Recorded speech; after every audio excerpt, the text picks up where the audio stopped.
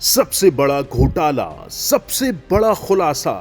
कहीं तो तबेला है, भैंस का तबेला, उस एड्रेस पे नर्सिंग कॉलेज चल रहा है। सीधे सवाल, सटीक जवाब।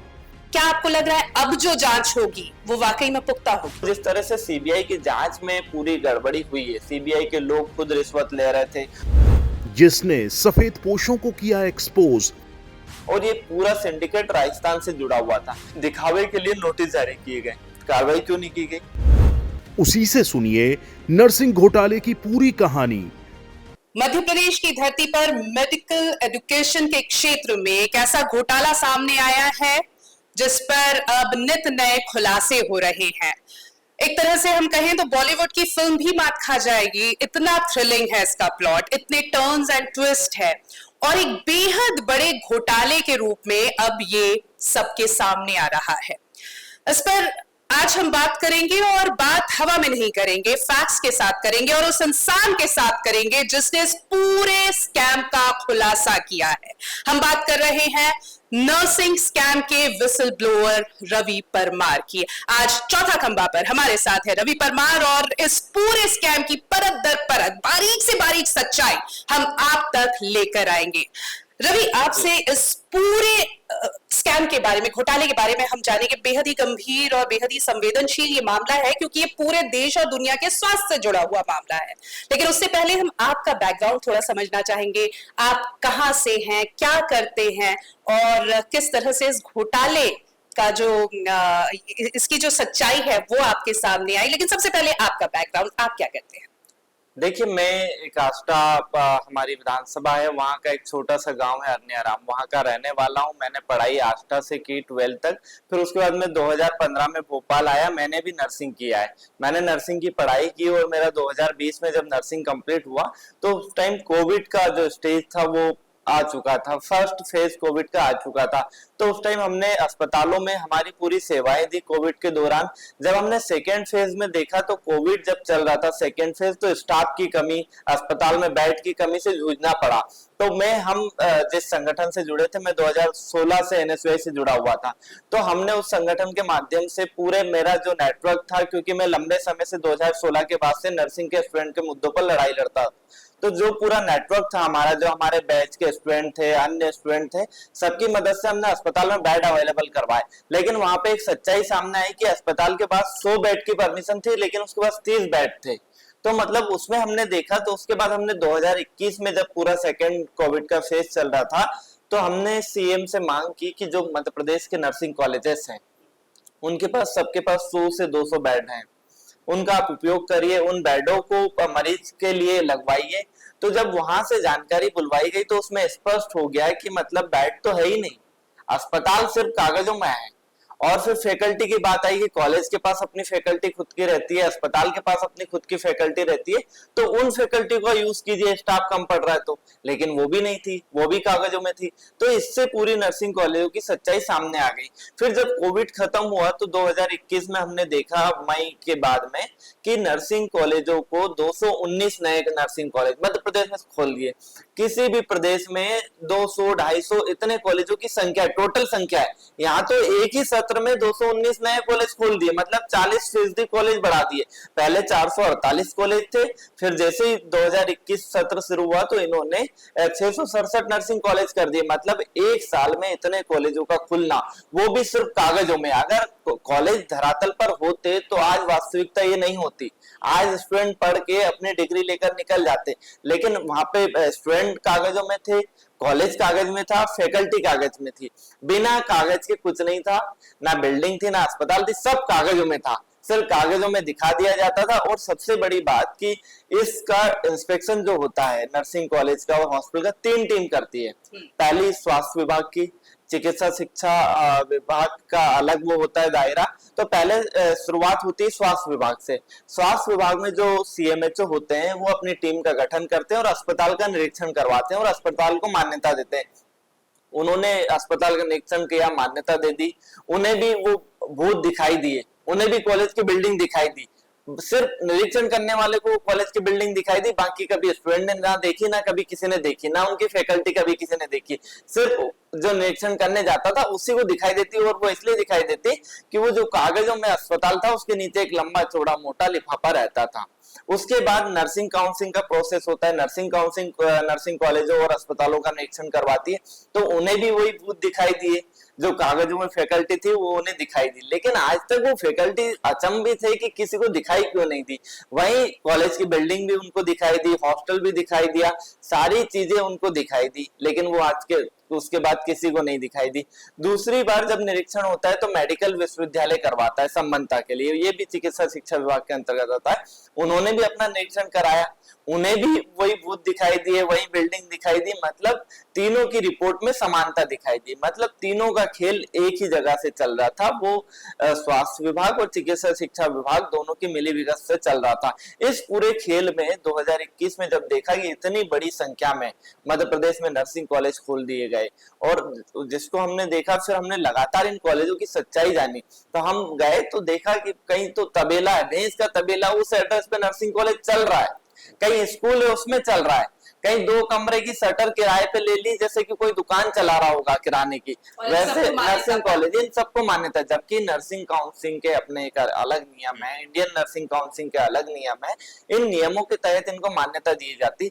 देखिए मैं नियम के बारे में बता देता हूँ पहले कि 23,000 स्क्वायर फीट बिल्डिंग टीचिंग के लिए होना चाहिए, जो स्टडी के लिए पूरा डिवाइडेड है कि उसमें लेबोरेटरी होना चाहिए, फंडामेंटल लैब होना चाहिए, न्यूट्रिशन लैब होना चाहिए, ये सारी लैब होना चाहिए। वो 23,000 स्क्वायर फीट होना चाहिए, वो एरिया बिल्टअप एरिया, जमीन नहीं बिल्टअप एरिया, बिल्डिंग बनी होना चाहिए 23,000 स्क्वायर फीट में।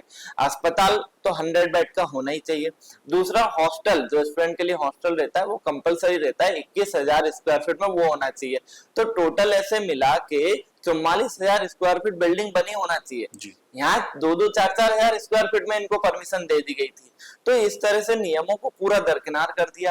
फैकल्टी का एक अपना अलग नियम है, principal, vice principal, professor, associate professor, assistant professor, ये सब तो एक एक रखने ही है। फिर टीचर हर 10 स्टूडेंट पर, इसमें आपको एक स्टूडेंट, एक फैकल्टी रखना पड़ेगी, हर 10 स्टूडेंट पे एक फैकल्टी रखना पड़ेगी। तो इस तरह से हर कॉलेज में 5 से 7 फैकल्टी तो मिनिमम रहती है। लेकिन यहाँ हुआ क्या, 2 टीचर रख लिए, उन्हीं को प्रिंसिपल बना दिया, उन्हीं को टीचर बना दिया। जो प्रिंसिपल के मापदंड थे, 15 साल का अनुभव होना चाहिए नर्सिंग में प्रिंसिपल के लिए, तो वो अनुभव को दरकिनार करते हुए पूरे, जिनको अनुभव नहीं था उनको प्रिंसिपल की कुर्सी पे बैठा दिया, प्रिंसिपल के कागज दिखा दिए कि ये हमारे यहाँ प्रिंसिपल है ऑन डॉक्यूमेंट्स। वो कभी मध्य प्रदेश आया नहीं होगा, जिस कॉलेज में उसके डॉक्यूमेंट लगे वो उसने देखा तक नहीं होगा। सबसे बड़ा मामला जब सामने आया था, हमने पूरी फैकल्टी की स्टडी की और पूरी फैकल्टी की जानकारी निकाली, तो एक लीना करके थी, वो आज तक किसी को नहीं मिली, है भी या नहीं है, या फर्जी उसका रजिस्ट्रेशन बनाया, ये बहुत बड़ी बात है। तो उसको 8 कॉलेजों में एज ए प्रिंसिपल दिखा रखा था मध्य प्रदेश के, 8 कॉलेजों में एक ही जगह। इसमें सबसे बड़ी गलती नर्सिंग काउंसिल की, कि जब उनकी वेबसाइट है, उनका पोर्टल है खुद चिकित्सा डिपार्टमेंट का, तो उस पर जब एक फैकल्टी को रजिस्टर्ड किया जाता है तो उसको दोबारा रजिस्टर्ड नहीं कर सकते। लेकिन कॉलेज वाले भी साथ रहते हैं, उनने पहले लीना, फिर उसका सरनेम लिखा, फिर सरनेम आगे कर दिया, मतलब इस पूरे नाम के स्पेलिंग में हेर फेर करके मिस कर दिया, मिसेस कर दिया, ऐसे करके पूरा हेर फेर करके एक फैकल्टी को 8 से 10 बार चढ़ा दिया गया। और ये भूत उन लोगों को दिखा जो निरीक्षण करने गए थे, बाकी आज तक नहीं दिखा। लीना तो आज तक मिली नहीं, कोई संपर्क नहीं हुआ। 3 साल से हम लोग ढूंढने, सर्चिंग में लगे हुए कि इसकी कोई जानकारी तो मिले, रहने वाली कहाँ की, लेकिन आज तक कोई जानकारी नहीं मिली। तो ऐसी फैकल्टियों के आधार पर कई फैकल्टी हमने फर्जी पाई, हमने शिकायत की। आज मध्य प्रदेश में आज भी मैं आपको बता दूं, 22-23 जो सत्र है उसमें 284 कॉलेजों में 1665 फर्जी फैकल्टी है। माइग्रेट फैकल्टी मध्य प्रदेश की है ही नहीं, सिर्फ माइग्रेशन के लिए अप्लाई किया और माइग्रेशन अप्लाई करने के बाद उनका रजिस्ट्रेशन यहाँ लगा दिया, तो सिर्फ कागजों में। कभी वो वहां पे राजस्थान, छत्तीसगढ़, यूपी, बिहार और किसी कॉलेज में और अस्पताल में भी काम कर रहे हैं, लेकिन यहाँ भी ऑन डॉक्यूमेंट्स वो हैं, तो वो लगा दिए। तो हमने उसको लेके लगातार शिकायतें की। उसके बाद मध्य प्रदेश सरकार ने दिखावे की कार्रवाई करने के लिए सिर्फ 19 नर्सिंग कॉलेजों की मान्यता निरस्त की थी, और बाद में फिर साठगांठ करके उनको भी मान्यता दे दी गई। तो इस तरह से पूरा सिस्टम चलता रहा, लंबे समय तक ये चला। फिर हमने इसकी लगातार शिकायतें की, फिर हम इस चीज को लेकर हमने कई प्रदर्शन किए, नर्सिंग काउंसिल का घेराव किया, चिकित्सा शिक्षा मंत्री का घेराव किया।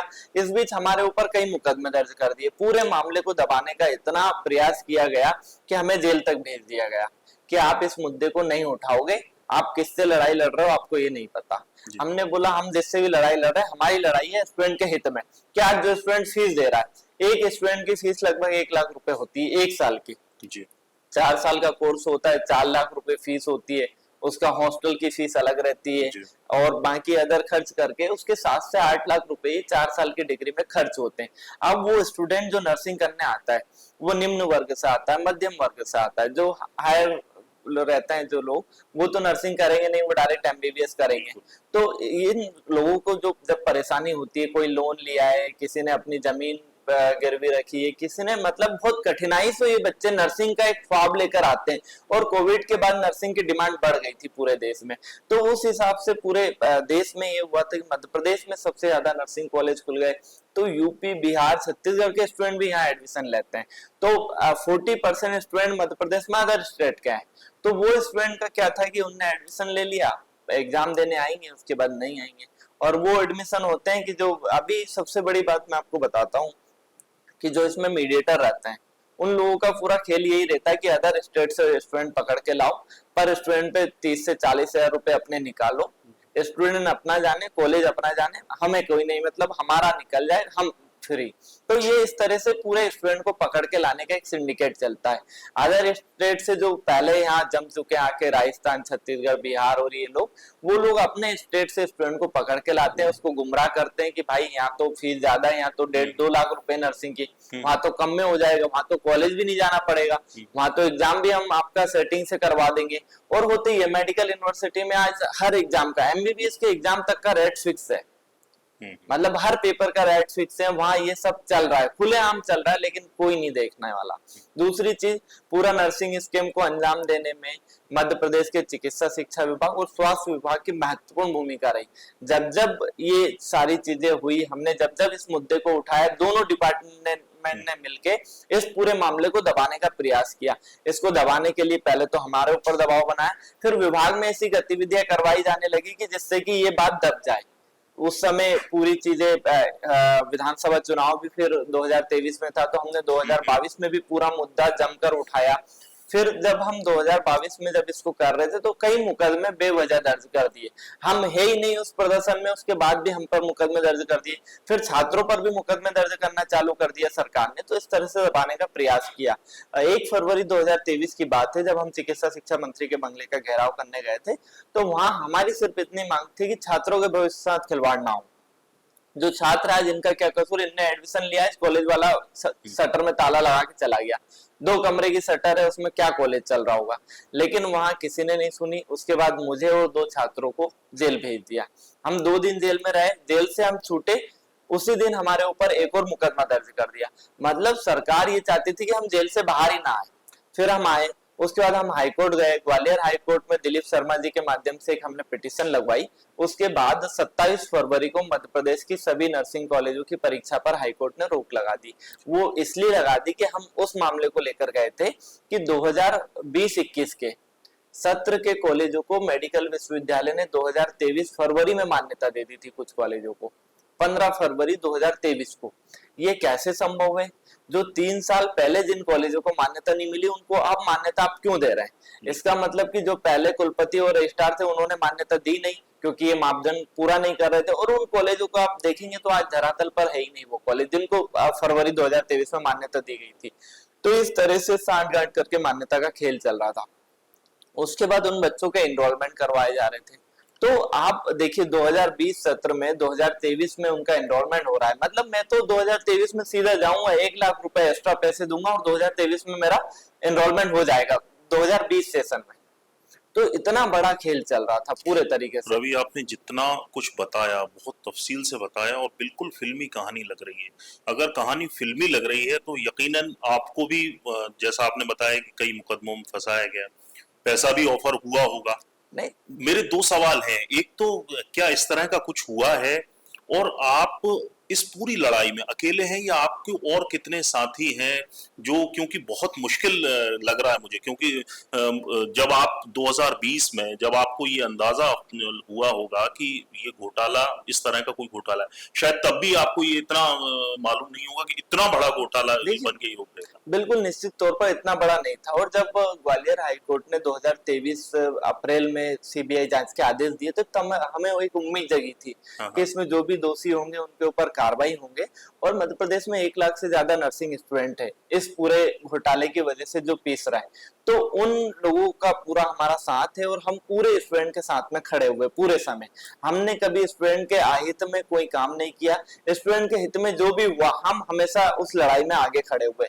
जब देखा हमने कि सीबीआई जांच के आदेश हुए, तो जब सीबीआई ने निरीक्षण किया, सीबीआई ने अपनी रिपोर्ट दी फरवरी में 2024 में, तो वो रिपोर्ट हमने उसका पूरा रिव्यू किया। हाईकोर्ट की रिपोर्ट थी, बहुत भरोसा था कि इस रिपोर्ट में तो बिल्कुल निश्चित तौर पर जो दोषी होंगे और जो फर्जी कॉलेज चल रहे होंगे वो बंद होंगे। लेकिन जब हमने उस रिपोर्ट का रिव्यू किया तो हमने देखा कि सबसे बड़े कॉलेज, हमारे मध्य प्रदेश के सबसे बड़े कॉलेज, मध्य प्रदेश के सबसे बड़े अस्पताल, भोपाल का जैसे मैं बात करूं तो हमीदिया अस्पताल सबसे बड़ा है, बीएचआरसी सबसे बड़ा है, यहाँ हजारों मरीज रोज इलाज के लिए आते हैं। वहीं जबलपुर का मेडिकल कॉलेज, ग्वालियर का मेडिकल कॉलेज, इंदौर का मेडिकल कॉलेज। सबसे हैरान कर देने वाली बात ये थी उस रिपोर्ट में कि इन कॉलेजों में सीबीआई ने कमियां बताई थी। इन कॉलेजों में सीबीआई ने कमियां बताई और जिनके पास खुद की बिल्डिंग नहीं थी, स्कूल की उनको क्लीन चिट दे दी, जो 4 दुकानों की शटर में चल रहे थे उनको क्लीन चिट दे दी। तब हमने ये देखा जिनके पास अस्पताल नहीं है उनको क्लीन चिट दे दी सीबीआई ने। तो तब हमने पूरी रिपोर्ट देखी। फिर हम बाहर तो नहीं गए, लेकिन हमने भोपाल शहर के कॉलेज ढूंढे। भोपाल में ऐसे हमने 4 कॉलेज देखे। उन कॉलेजों की स्थिति इतनी खराब थी। एक कॉलेज साकेत नगर में स्कूल में चल रहा था, उसी बिल्डिंग में स्कूल में चल रहा था, अस्पताल का कोई ठिकाना नहीं था। उसका जो अस्पताल था उसमें 30 बेड से 31वां बेड डालने की जगह नहीं है और उसके 90 बेड की परमिशन ले चुके थे ये लोग। तो मतलब इस तरह से हमने पूरा इसको देखा। हम गए वहां, हमने फोटोग्राफ्स वगैरह लिए, पूरी एक रिपोर्ट बनाई। एक मले नर्सिंग कॉलेज है, उसके पास ना अस्पताल था ना बिल्डिंग थी तो वो 7-8 हजार स्क्वायर फीट में बनी हुई थी, जिसके प्रिंसिपल और डायरेक्टर अभी सीबीआई की कस्टडी में है। उसके बाद एक अरविंदो नर्सिंग कॉलेज है सुभाष नगर में, वहां हम जब गए तो हमने देखा कि ताले लगे हुए हैं। सिर्फ वो एग्जाम के टाइम खुलता है, फिर वहां ताले लग जाते हैं। वो वसूली होती है ना फीस की, कि एग्जाम के पहले फीस की वसूली की जाएगी, उस टाइम 1 महीने के लिए खुलता है, फिर वो बंद हो जाता है।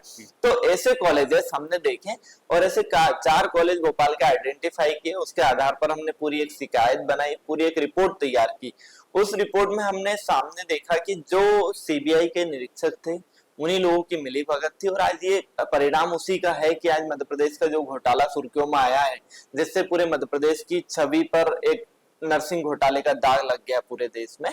तो ये जो घोटाला हुआ इसको अंजाम देने वाले नर्सिंग काउंसिल और मेडिकल यूनिवर्सिटी के दोषी अधिकारी तो थे ही सही, लेकिन हाईकोर्ट ने सीबीआई को जांच इसलिए दी कि देश की सबसे संवैधानिक और सबसे निष्पक्ष जांच करने वाली एजेंसी है और उसके ऊपर भरोसा करके माननीय उच्च न्यायालय की मॉनिटरिंग में ये जांच चल रही थी। आप देखिए, उन्होंने छात्रों के भविष्य के साथ खिलवाड़ नहीं किया, उन्होंने क्लीन चिट दी, वो अलग बात है, लेकिन उन्होंने हाईकोर्ट को गुमराह किया है पूरी तरह से। मतलब माननीय उच्च न्यायालय को गुमराह किया जाना इन लोगों के द्वारा, मतलब कितने बड़े मास्टरमाइंड थे ये लोगों ने। फिर हमने इसकी शिकायत हम 15 अप्रैल को, पहले हम 14 अप्रैल को सीबीआई कार्यालय पहुंचे थे। जब हम सीबीआई कार्यालय पहुंचे तो हमने बताया कि हम ये शिकायत करना चाहते हैं और ये पूरे डॉक्यूमेंट्स हमने इसमें अटैच कर रखे हैं। नहीं, हम ये आपकी शिकायत नहीं लेंगे। मैंने कहा आप क्यों नहीं लेंगे? नहीं, हमारा अधिकार ही नहीं है किसी की शिकायत लेने का। मैंने कहा फिर ऑफिस क्यों खोल के रखा? भोपाल का ऑफिस बंद कर दिया, डायरेक्ट दिल्ली का चालू रखे, हम वही शिकायत करेंगे। नहीं, हम आपकी शिकायत नहीं लेंगे। ठीक है, हमने अगले दिन फिर हम गए, हम फिर वहां जाकर बैठ गए गेट पे कि अब हम आप धरना दिया। हाँ, हम आप हमारी शिकायत नहीं ले रहे, हम यहीं बैठेंगे। 5 मिनट बाद कुछ लोग आए कि नहीं, हम शिकायत तो नहीं लेंगे, आप रिसीविंग ले जाइए। ठीक, उनने मुझे रिसीविंग दे दी। उसको मैंने दिल्ली सीबीआई के हेड ऑफिस और पीएमओ को हेड ऑफिस सब जगह मेल किया। मेल करने के बाद 19 मई को एक मामला सामने आया कि हमें जानकारी मिली, 18 तारीख को हमें जानकारी मिली कुछ लोगों के माध्यम से कि दिल्ली सीबीआई एक कार्रवाई कर रही है जिसमें मध्य प्रदेश के सीबीआई अधिकारी और कुछ लोग शामिल हैं। तो वो नर्सिंग से हमें जुड़ा हुआ नहीं लगा। लेकिन जब 19 तारीख को जब लगातार इन लोगों को अरेस्ट किया गया, तब हमें जानकारी मिली कि ये पूरा मामला तो नर्सिंग के ही है। और इसमें सबसे बड़ी चीज की जिन लोगों की हमने शिकायत की थी जी। राहुल राज सीबीआई राहुल राज, इंस्पेक्टर थे जिन्होंने इन कॉलेजों का निरीक्षण किया था, मले नर्सिंग कॉलेज जिनके प्रिंसिपल से जब हमने बात की थी इस पूरे मामले पे कि आपका कॉलेज है तो आपको कॉलेज सुटेबल कैसे आ गया, तो उनका कहना था मैं खुद सीबीआई की इंस्पेक्टर टीम में शामिल हूँ, मेरे कॉलेज को कैसे कोई कमियां बता देगा। तो मतलब ये हैरान कर देने वाली बात थी कि इन लोगों के हौसले इतने बुलंद हो गए थे सीबीआई की जांच के बाद कि हम सीबीआई से क्लीन चिट ले सकते तो अब हमें कौन क्या बिगाड़ सकता है हमारा। तो इतने बड़े हौसले इनके बुलंद हो चुके थे। और फिर जब दिल्ली सीबीआई ने कार्रवाई की तो इसमें सामने आया कि 19 अप्रैल को जब इन सब लोगों को गिरफ्तार किया गया तो उनमें 23 लोगों पर अभी तक मुकदमे दर्ज किए गए, लेकिन गिरफ्तारी 13 लोगों की हुई। 10 लोगों को सीबीआई ने क्यों छोड़ा, क्यों इन 10 लोगों को बचाया जा रहा है, इसमें से कई राजनीतिक कनेक्शन वाले लोग भी हैं। जैसे धार नर्सिंग कॉलेज के डॉक्टर आशीष चौहान है, उनका खुद का नर्सिंग कॉलेज, उनका उस एफआईआर में नाम है, लेकिन अभी तक गिरफ्तारी नहीं हुई क्योंकि वो विधायक के रिश्तेदार हैं, वहां के बीजेपी के शिवराज सिंह के रिश्तेदार हैं। तो इस वजह से इन लोगों को बचाया क्यों जा रहा है। वहीं जो डीएसपी रैंक के अधिकारी थे उनका ट्रांसफर कर दिया, ना उनको सस्पेंड किया, ना अभी तक गिरफ्तारी की गई। तो सीबीआई की कहीं ना कहीं कार्रवाई ये दिखावे की कार्रवाई तो नहीं है कि अपनी साख बचाने के लिए या अपना जो वर्चस्व खत्म हो रहा था उसको दिखाने के लिए दिखावे की एक कार्रवाई क्यों लग रही है। अच्छा, सीबीआई का जब भी जिक्र आता है ना तो आम लोगों को लगता है कि इतनी विश्वसनीय ये एजेंसी है, सीबीआई के हाथों में अगर ये केस गया है तो बहुत अच्छे से जांच होगी। लेकिन यहाँ तो जिस तरह से आपने भी कहा और हम सब ने भी देखा कि सीबीआई की एक तरह से कलई खुल गई और फिर से ये आदेश पारित किया गया क्योंकि खुद सीबीआई के इंस्पेक्टर, खुद सीबीआई के अधिकारी जो है घूस लेते पकड़े गए और फिर से ये आदेश आए कि अब फिर से जांच होगी, जिन्हें क्लीन चिट दिया गया है उन्हें नहीं माना जाएगा। तो क्या आपको लग रहा है अब जो जांच होगी वो वाकई में पुख्ता होगी? देखिए, जांच होना तो ठीक है, लेकिन जांच में अब जो कॉलेजों को शामिल किया है उन कॉलेजों की जांच जब हो तो वहां उस कॉलेजों के छात्रों की भी जांच हो कि छात्र यहाँ पढ़ाई करते हैं या नहीं करते हैं, फैकल्टी की अच्छे से जांच हो, कागजों में जांच ना हो, फैकल्टी को बुलाया जाए और अगर जो फैकल्टी नहीं आते हैं तो उसमें मार्क किया जाए कि ये फैकल्टी नहीं है और उसकी रिपोर्ट पूरी सार्वजनिक की जाए। जिलेवार जिला कलेक्टर के माध्यम से रिपोर्ट पूरी सार्वजनिक किया जाना चाहिए, क्योंकि जिससे इसका स्पष्ट हो जाएगा कि जिले की जो जनता है, शहर की जो जनता है, उनको पता चलेगा कि हमारे पास किस तरह से दुकानें चल रही थी नर्सिंग कॉलेजों के नाम पे। तो ये एक सच्चाई जनता के सामने आना आवश्यक है। और जिस तरह से सीबीआई की जांच में पूरी गड़बड़ी हुई है, सीबीआई के लोग खुद रिश्वत ले रहे थे और पूरी तरह से हमने देखा कि सीबीआई ने एक सिंडिकेट बना लिया था और ये पूरा सिंडिकेट राजस्थान से जुड़ा हुआ था। क्योंकि मध्य प्रदेश में मैं जो आपको बताऊं कि नर्सिंग के जो माफिया हैं, बड़े बड़े माफिया है, यहाँ वो नहीं होता। आपको नर्सिंग कॉलेज खोलना तो यहाँ ठेकेदार बैठे हैं, आपको आपके ऑफिस में बैठना, आपको अपने पैसे लगाना है, वो खोल के देंगे, वो अपना सब सामान लेके आएंगे किराए पे, आपको परमिशन दिलाएंगे, अपना सामान ले जाएंगे। आउटसोर्सिंग एजेंसी, पूरी एजेंसी है वो, कॉलेज खोलने से लेके फैकल्टी, अस्पताल सब आपको आउटसोर्स पे उपलब्ध करवा देंगे, आपको कुछ नहीं करना। तो इस तरह के ये जो है नर्सिंग के माफिया, इन लोगों पर अभी तक कोई कार्रवाई नहीं हुई है। और ये पूरे लोग राजस्थान से जुड़े हुए हैं, राजस्थान के रहने वाले हैं। ये लोग मूलतः मध्य प्रदेश में आकर अभी रहने लगे और इनने मध्य प्रदेश के लोगों को सॉफ्ट टारगेट किया। जो बिजनेसमैन थे उनको इसमें फंसाया कि आपका कॉलेज खुलवा देते हैं, नर्सिंग कॉलेज में खूब पैसा है, खूब पैसा आएगा, आप तो हमें 20 लाख रुपए दे देना, हम आपकी परमिशन वगैरह सब। तो इस तरह से नर्सिंग माफिया पूरा सिंडिकेट चलाते हैं। और आज ये नर्सिंग माफियाओं के जो नीचे के लोग थे वो सीबीआई की गिरफ्त में आए, ये लोग अभी नहीं आए। तो इन लोगों का आना आवश्यक है क्योंकि इन लोगों ने पूरे नर्सिंग घोटाले को जन्म दिया था। रवि, इस पूरे मामले में नर्सिंग घोटाला जो आप सामने लेके आए, मोहन सरकार ने बहुत सक्रियता से इसमें एक्शन लिया है, कई कॉलेजों को उन्होंने बंद करने के आदेश दिए। आप सरकार का जो एक्शन है उससे कितने संतुष्ट हैं? देखिए, या किस तरह की कार्रवाई और चाहते हैं? देखिए, निश्चित तौर पर पहले तो जो सरकार ने एक्शन लिया वो सिर्फ एक दिखावे का एक्शन है। और वो एक्शन क्यों लिया गया कि सीबीआई ने 19 तारीख को गिरफ्तार करा, 20 तारीख को कोर्ट में पेश करके 10 दिन के रिमांड पर ले लिया और 20 तारीख को एक शाम को प्रेस नोट रिलीज करती है दिल्ली सीबीआई। वो प्रेस नोट पूरे देश में फैल जाता है और उससे मध्य प्रदेश की बदनामी होती है, पूरे मध्य प्रदेश की छवि धूमिल होती है। तो मध्य प्रदेश के मुखिया जो चुनाव में व्यस्त थे वो आते हैं उसके 2 दिन बाद और कुछ बातें कहकर चले जाते हैं कि हम ये कार्रवाई करेंगे, वो कार्रवाई करेंगे। लेकिन सबसे हैरान कर देने वाली बात है कि इसमें जो दोषी हैं उनको सिर्फ दिखावे के लिए नोटिस जारी किए गए, कार्रवाई क्यों नहीं की गई? कह रहे हैं तत्कालीन रजिस्ट्रार पे कार्रवाई करेंगे। अरे जो वर्तमान में जो रजिस्ट्रार बैठे हुए हैं, कुलपति बैठे हुए, जिन्होंने इस पूरे नर्सिंग घोटाले को अंजाम दिया, वो लोग आज अपने पद पर बैठे, उसी पद पर, तत्कालीन भी नहीं, वर्तमान में उस पद पर बैठे, तो अभी तक कार्रवाई क्यों नहीं? किस बात का इंतजार किया जा रहा है या कोई बचाने का प्रयास किया जा रहा है इन लोगों को? तो ये सिर्फ एक जो कार्रवाई हो रही, कॉलेज सील करना वो तो होने ही थे, कॉलेज थे ही नहीं तो सील होंगे ना, क्योंकि उसके 8 दिन पहले नर्सिंग काउंसिल ने एक लेटर जारी करा था कि हमने इतने कॉलेजों को नोटिस भेजे, 10 कॉलेजों के नोटिस वापस आ गए हमारे पास क्योंकि उनके एड्रेस मिले ही नहीं। अब देखिए इतनी हैरान कर देने वाली बात, तो उन कॉलेजों को तो सील किया जाना आवश्यक था क्योंकि वो छात्रों के भविष्य के साथ खिलवाड़ कर रहे थे, और वो तो हाईकोर्ट के निर्देश पर हुआ, सरकार ने उसमें कोई कार्रवाई नहीं की। मैं इसमें आर्थिक जो कैलकुलेशन है वो अगर आपने कुछ लगाया हो कि कितना बड़ा घोटाला आर्थिक तौर पे अगर हम देखें, आपने जो संख्या बताई उसमें कितने स्टूडेंट्स वहां पर रहे होंगे, उसमें 1 लाख 1 साल का लगता है स्टूडेंट्स की फीस, कितना बड़ा घोटाला होगा ये? देखिए ये 5,000 करोड़ से ज्यादा का घोटाला है, और इस पूरे घोटाले में जो सबसे ज्यादा नुकसान हुआ है तो छात्रों का हुआ है। 1 लाख से ज्यादा पूरे मध्य प्रदेश में छात्र हैं नर्सिंग के, और 4 से 5 लाख रुपए पूरी फीस देते हैं वो पूरे कोर्स के लिए। तो इतना बड़ा स्कैम है, इसलिए मैं आपको कह रहा हूँ ना, सीबीआई के अधिकारियों तक को इनने खरीद लिया। तो ये सौदा लंबा हुआ है, छोटा सौदा नहीं है ये, 2, 4, 5, 10 लाख 20 लाख का सौदा नहीं है, करोड़ों का सौदा है। और ये करोड़ों का सौदा करते हैं शिक्षा माफिया। उनके पास बल्क में कॉलेजेस होते हैं, जैसे उनने 50 लोगों के कॉलेज खुलाए, तो 50 लोगों का टेंडर उनके पास है अभी भी, कि सीबीआई जांच भी होगी तो हम उसमें वो कर लेंगे। जिन कॉलेज वालों ने पैसे नहीं दिए थे उनमें कमियां बता दी, पैसे की खुलेआम डिमांड की जा रही थी, निरीक्षण होता था, निरीक्षण के लिए आपको 2 दिन पहले बता दिया। जबकि सीबीआई का निरीक्षण होता है तो किसी को जानकारी तक नहीं होती, यहाँ तो पहले से बताकर जाया जाता था कि हम कल आपके यहाँ निरीक्षण करने आएंगे, आप जो व्यवस्था जुटा सकते जुटा लो, फिर हम हमारा बताएंगे।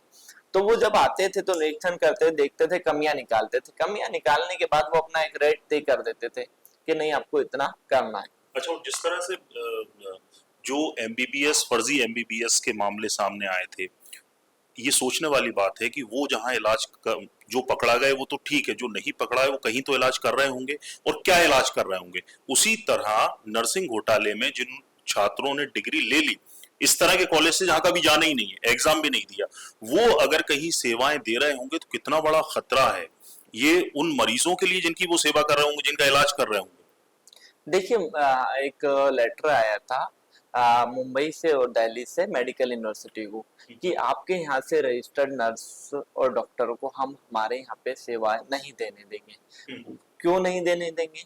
क्योंकि उनकी आज भी, मतलब जो मध्य प्रदेश के कॉलेजों से पढ़कर जाता है उसका महाराष्ट्र में रजिस्ट्रेशन ट्रांसफर नहीं होता है।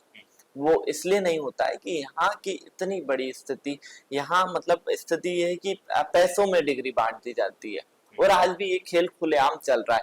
लेकिन सिर्फ कार्रवाई यहाँ दिखावे की होती है, कार्रवाई अगर सख्ती से हो तो कुछ रिजल्ट निकलेगा। लेकिन जो नर्सिंग काउंसिल है वहाँ भ्रष्टाचार का अड्डा है, वहाँ लोग आते ही इसीलिए रजिस्ट्रार वगैरह बन के कि मुझे यहाँ से पैसा कमाना है, मुझे 6-8 महीने बाद निकल जाना है।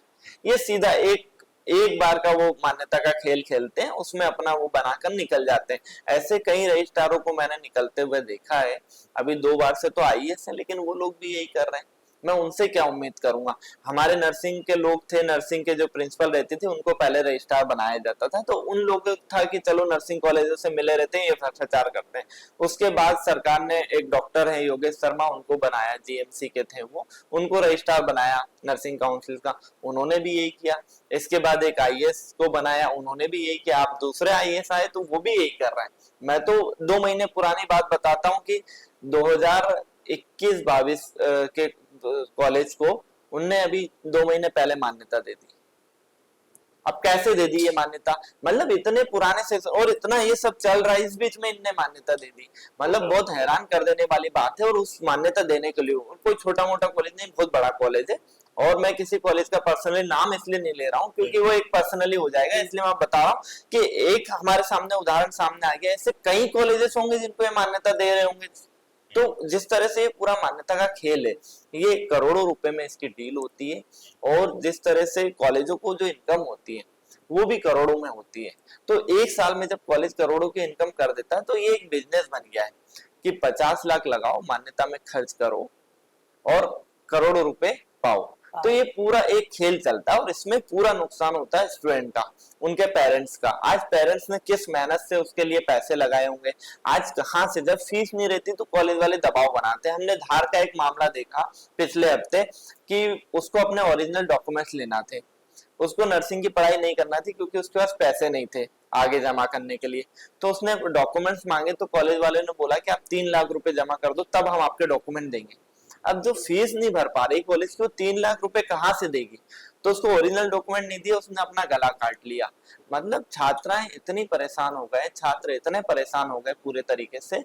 तो वो स्थिति जब हमारे सामने आती तो हम प्रिंसिपल या प्रोफेसर रैंक के जो अधिकारी रहते हैं सरकारी नर्सिंग कॉलेजों को, और डॉक्टर सरकारी मेडिकल कॉलेजों के, इन लोगों को निरीक्षण टीम में शामिल किया जाता है। ये लोग जाकर निरीक्षण करते हैं। तो अब ये लोग निरीक्षण करके उसमें गड़बड़ी करते हैं, तो अब इन पे कार्रवाई क्यों नहीं? नोटिस जारी करना कोई कार्रवाई है क्या? नोटिस तो हमेशा जारी होते रहते हैं। इनको तत्काल बर्खास्त करना चाहिए, और जिन जिन कॉलेजों का इन्हें निरीक्षण किया उसका एक पूरा रिकॉर्ड निकाल के सार्वजनिक करना चाहिए, और इनके ऊपर कानूनी कार्रवाई करना चाहिए। हमने कई कॉलेजों पे कानूनी कार्रवाई करवाई, वो लेकिन जिला कलेक्टर के माध्यम से हुई है। हमने एक हमारे शहर का आष्टा का एक कॉलेज था, वहां पर इस तरह की अनियमितताएं सामने आई। छात्रों से फीस ले ली, बिल्डिंग नहीं है, अस्पताल नहीं है।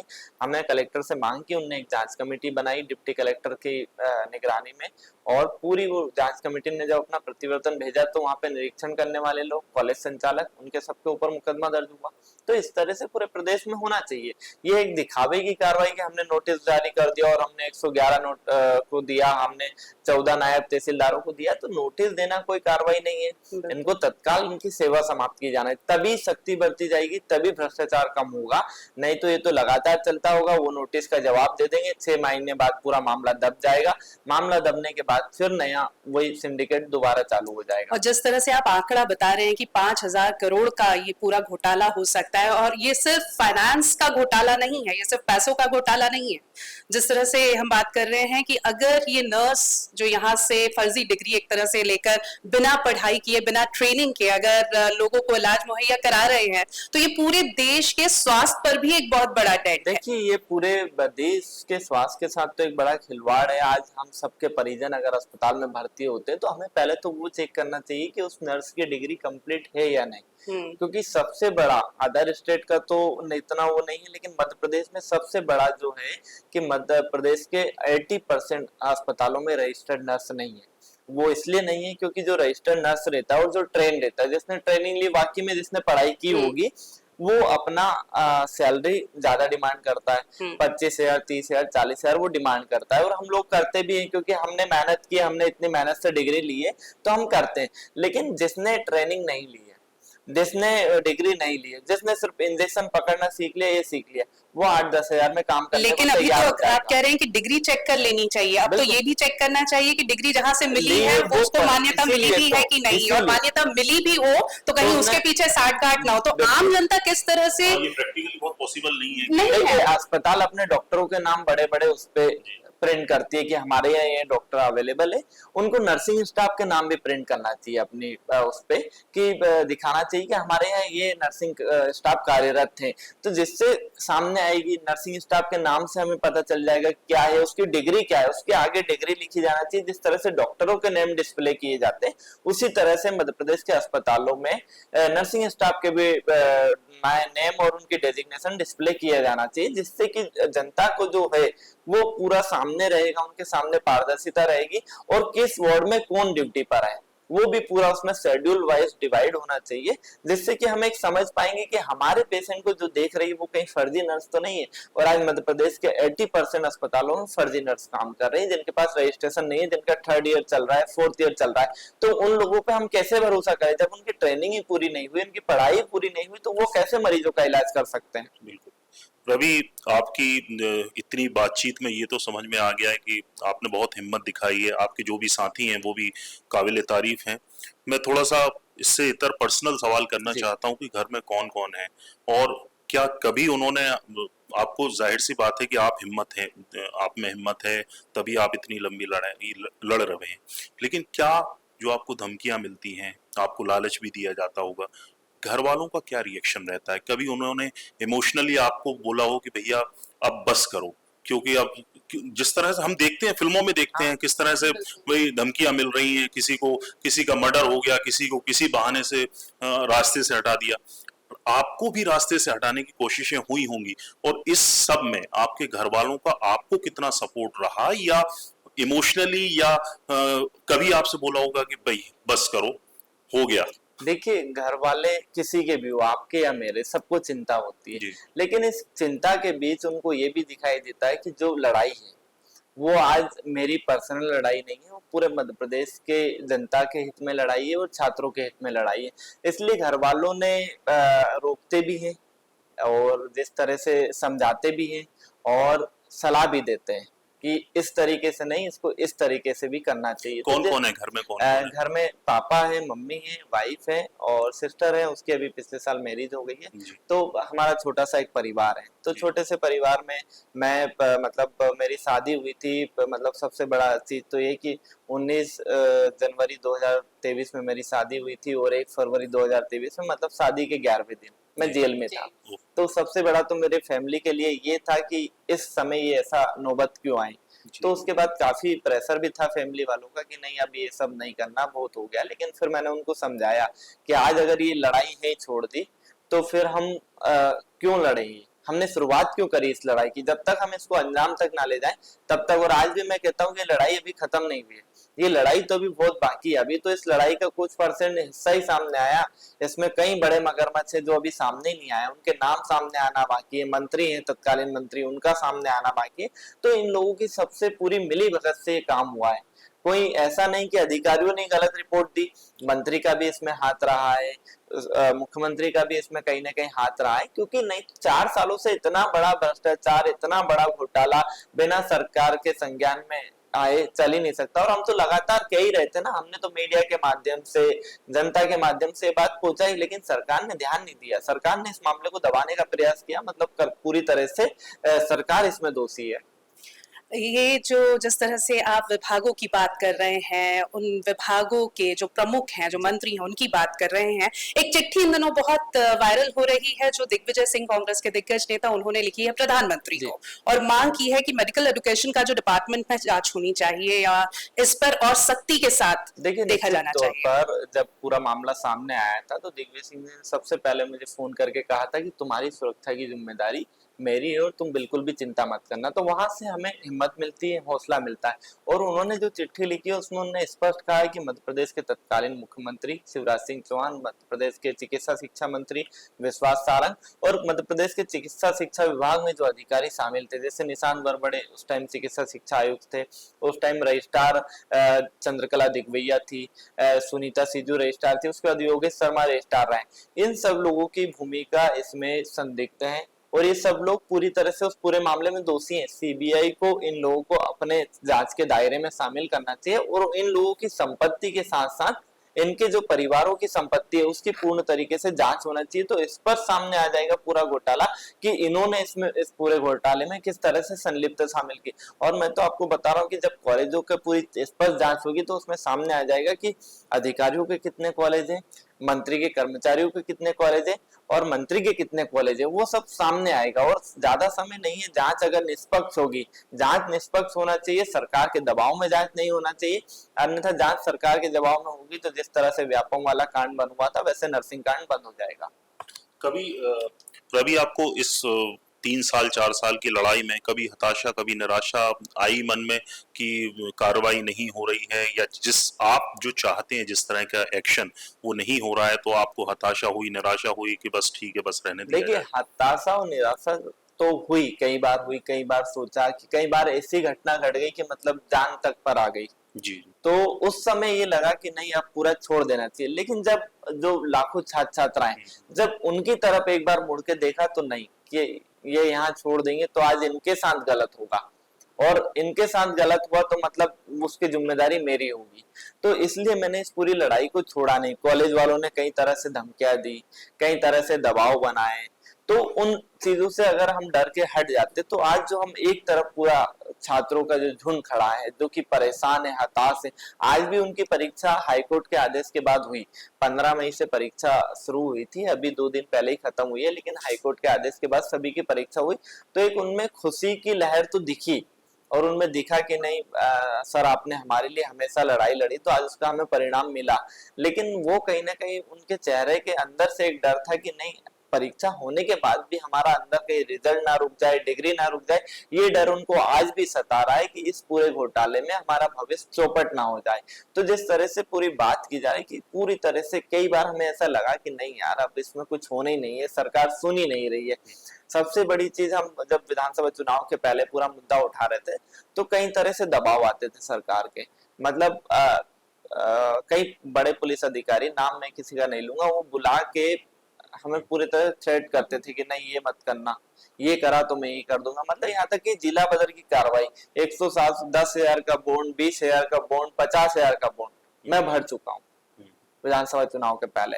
मैंने 122 की कार्रवाई मेरे ऊपर हो गई, 151 की कार्रवाई हो गई। तो सब होने के बावजूद मैं नहीं डरा और अधिकारियों का साफ कहना था कि यार लड़ाई ये छोटी नहीं है, तुम मत लड़ो, तुम नहीं लड़ पाओगे। लेकिन मैंने लड़ाई छोड़ी नहीं, मेरे जो सब सहयोगी थे उनके माध्यम से मैंने लड़ाई जारी रखी और आज इस लड़ाई का परिणाम सबके सामने है।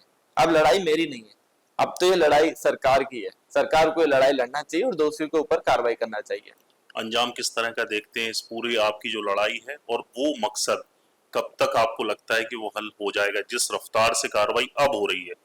देखिए रफ्तार तो अभी बहुत धीमी है। रफ्तार से कार्रवाई तब होती जब ये 66 कॉलेजों का निरीक्षण करने वाले लोगों को तत्काल बर्खास्त कर दिया जाता, तब एक मैं पीछे हट सकता था कि नहीं अब सरकार के ऊपर जिम्मेदारी छोड़ दी जाए।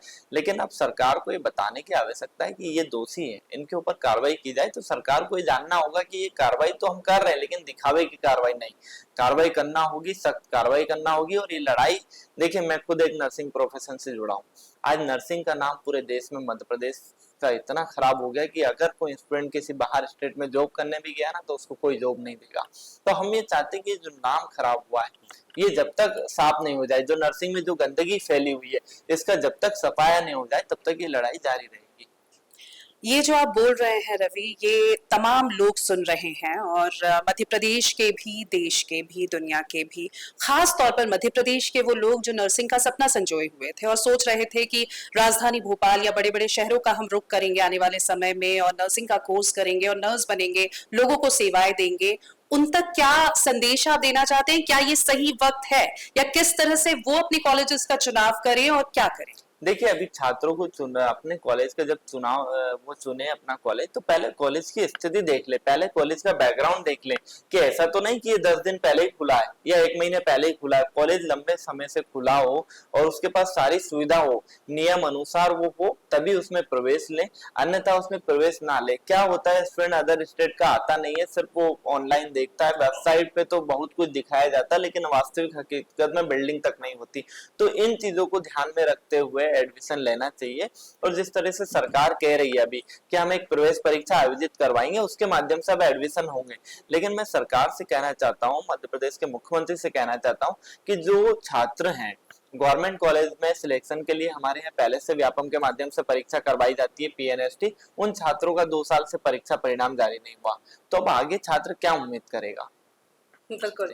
तो ये राह आसान नहीं है, बहुत मुश्किल राह का चुनाव किया है रवि ने, लेकिन उनके इस हिम्मत की वजह से, उनके साहस की वजह से मध्य प्रदेश ही नहीं पूरे देश के लाखों करोड़ों जो लोग हैं उनको ये सुनिश्चितता जरूर हुई है कि चलो अब जो नर्स हमारा ट्रीटमेंट करेंगे आने वाले समय में वो शायद किसी फर्जी कॉलेज के नहीं होंगे, ऐसे कॉलेज में नहीं पढ़े होंगे जहां न तो बिल्डिंग है न फैकल्टी है। तो अब एक बहुत बड़ा कदम तो रवि ने उठाया है, लेकिन हाँ ये रास्ता बहुत आसान नहीं है। आगे वो भी अपनी जंग जारी रखेंगे, हम सबको भी अपने अपने स्तर पर अपनी जंग को जारी रखना होगा, जिसमें हम ये सुनिश्चित कर सके कि अगर हम अस्पतालों में जा रहे हैं तो वहां ये मांग कर सके कि वहां जो नर्स है क्या वाकई में वो जिस कॉलेज से पास आउट है, जहां से उन्होंने डिग्री ली है, डिप्लोमा किया है, ट्रेनिंग ली है, वो कहीं फर्जी तो नहीं। हमें ये भी सुनिश्चित करना होगा और लगातार सवाल पूछते रहने होंगे कि कार्रवाई हो इस मामले में और त्वरित कार्रवाई हो। और हमें ये भी देखना होगा कि अगर हमारे घरों से, हमारे आसपास से कोई बच्चा, कोई स्टूडेंट नर्स बनने के लिए निकल रहा है, निकल रही है, तो कहीं वो इस फर्जीवाड़े का, इस घोटाले का शिकार तो नहीं हो रहा। इन सब बातों में हमें भी अपनी जो रिस्पॉन्सिबिलिटी है, जो दायित्व है, वो निभाना होगा। बहुत बहुत धन्यवाद रवि, और हम पूरी शुभकामनाएं आपको देना चाहेंगे चौथा खंबा के तरफ से कि आपकी ये जो लड़ाई है ये लगातार चलती रहे और इसमें आप सफल भी। देखिए, आपका भी बहुत बहुत धन्यवाद कि आप ये बात को प्रमुखता से उठाया और आज दर्शकों को आज बताया कि मध्य प्रदेश में नर्सिंग घोटाले की स्थिति क्या है। बहुत बहुत धन्यवाद रवि, और इसी तरह आप भी चौथा खंबा देखते रहिए। कोई और सवाल अगर आप रवि से पूछना चाहते हैं तो वो भी आप हमें कमेंट में लिखकर भेज सकते हैं। आपके सवालों के जवाब हम आप तक जरूर पहुंचाएंगे। नमस्कार, शुक्रिया।